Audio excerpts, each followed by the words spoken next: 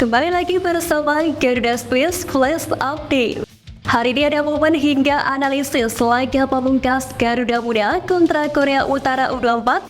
Sintayong kedatangan talenta baru Indonesia, pemain keturunan cetak gol kemenangan klub Inggris. Simak informasi selengkapnya sebagai berikut. Kita awali kabar hari ini dari hasil laga pamungkas Timnas U24 Indonesia hingga momen yang terjadi kontra Korea Utara U24. Sementara Indra Syafri harus mendapatkan pelajaran berharga usai Asian Games 2022. Timnas U24 Indonesia harus kembali menelan kekalahan di laga pamungkas penyisian grup F Asian Games 2022. Menghadapi Korea Utara U24, Scott Aston Indra Syafri harus mengakui kekalahan dengan skor 1-0. Sementara di laga lain, Kyrgyzstan berhasil mempermalukan Taiwan dengan skor 4-1. Hasil tersebut membuat Garuda Muda kini menempati posisi 3 klasmen akhir grup F, sementara Kyrgyzstan lolos ke babak 16 besar menemani Korea Utara.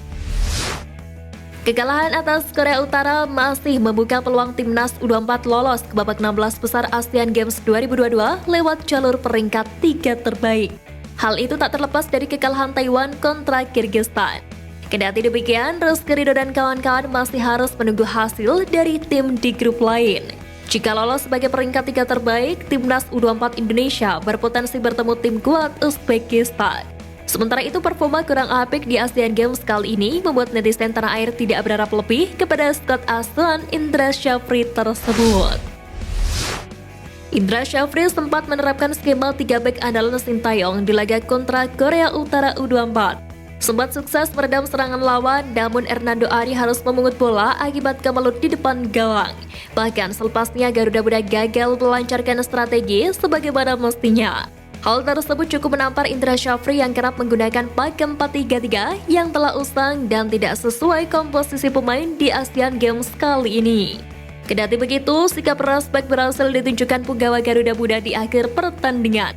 Rizky Ridho dan kawan-kawan tampak memberikan selamat kepada Korea Utara yang telah tampil perkasa selama babak penyisian grup F.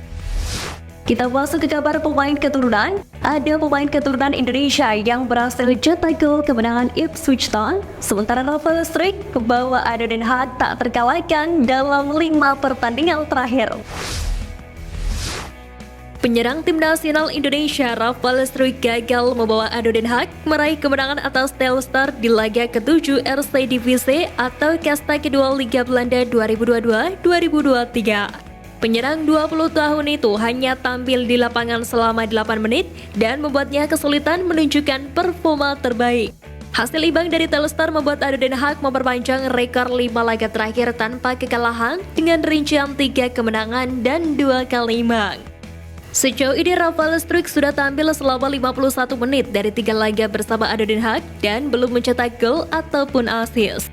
Penyerang andalan Garuda Muda itu pun diharapkan bisa menyumbangkan gol ataupun assist untuk membuatnya mendapatkan kesempatan bermain yang lebih banyak.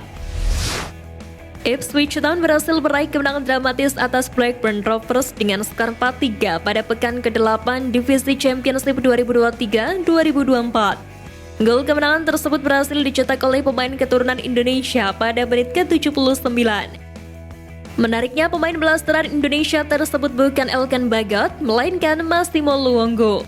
Dilansir dari Kompas.com, Luongo memiliki garis keturunan Indonesia dari sang ibu Ira, yang merupakan wanita kelahiran Sumbawa. Massimo Luongo yang terlahir pada 25 September 1992, kemudian memilih membela timnas Australia, bukan Italia, apalagi Indonesia.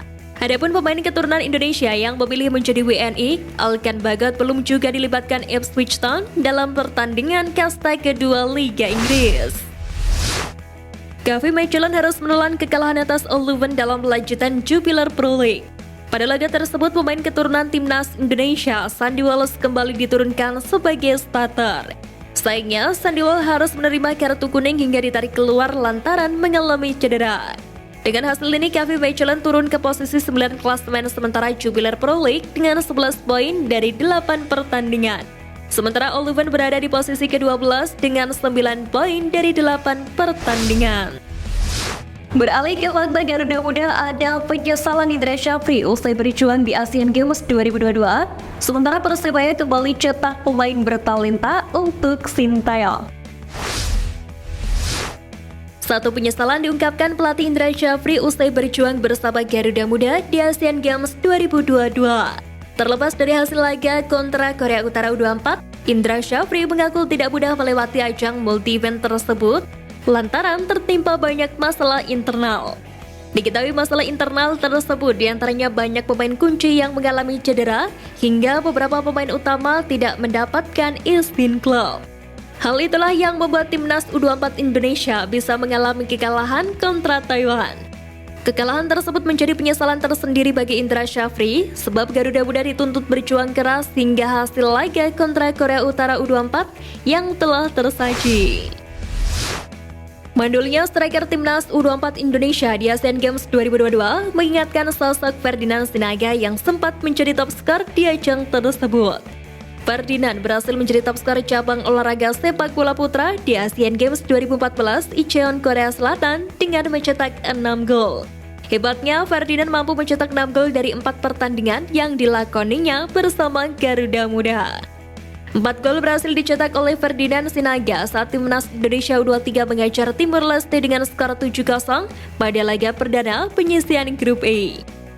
Ferdinand Sinaga kemudian mencetak 2 gol saat timnas Indonesia U23 mengajar timnas Maldives 4-0 di pertandingan kedua grup E. Saat itu timnas Indonesia U23 berhasil lolos ke babak 16 besar dengan status runner-up grup E di bawah Thailand. Namun perjalanan Garuda Muda terhenti di babak 16 besar usai ditekuk Korea Utara dengan skor telak 1-4 kala itu. Persebaya Surabaya kembali mencetak pemain bertalenta usai berhasil mempermalukan Arema FC dalam lanjutan Liga 1 musim ini. Pemain tersebut yakni Kadek Raditya yang dipercaya pelatih Persebaya Surabaya, Joseph Gambo, tampil sejak menit awal. Dipercaya tampil starter oleh Joseph Gambo, Kadek Raditya bermain cukup apik menjaga pertahanan Persebaya Surabaya. Performa yang memukau Kadek Raditya pada pertandingan tersebut membuat pemain asal Bali itu mendapatkan pujian khusus dari bonek.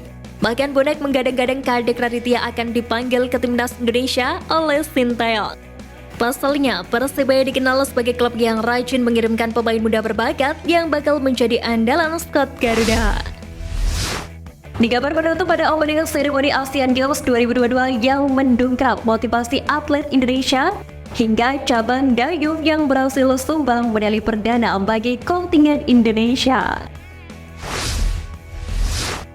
Asian Games 2022 telah resmi dibuka dalam opening ceremony yang berlangsung meriah. Indonesia bersiap untuk berburu medali.